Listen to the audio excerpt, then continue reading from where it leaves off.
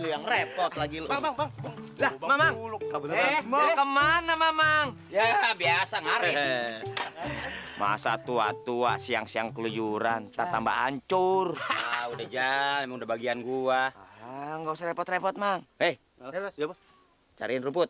Cepetan. Iya, Bos. Tenang aja. Ngobrol sama Bos. Saya nyari rumput ya. Cepat. Kok jadi dia yang ngarit aja? Biasa kerjaan dia mah begitu. Ngomong-ngomong, lu dari mana? Dari paranormal, Mang. Ngapain?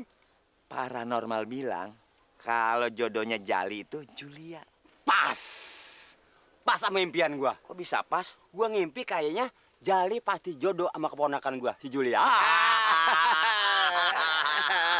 Aduh, Mamang bisa aja. Sumpah. Ini begitu emang ceritanya? Benar. Emang apaan aja dapat kata-kata dari Julia? Malah Julia mesen sama gua.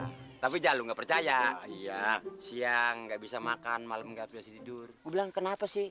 Keingetan Bang Jali. Ingat gua. Iya. Gile.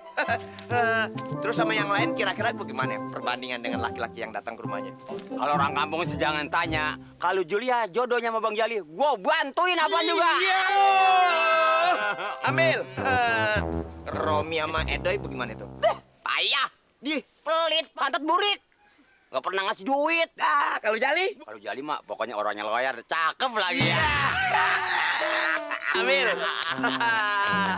Apa sih yang buat Bang Bulung gak gua kasih? Makasih ya.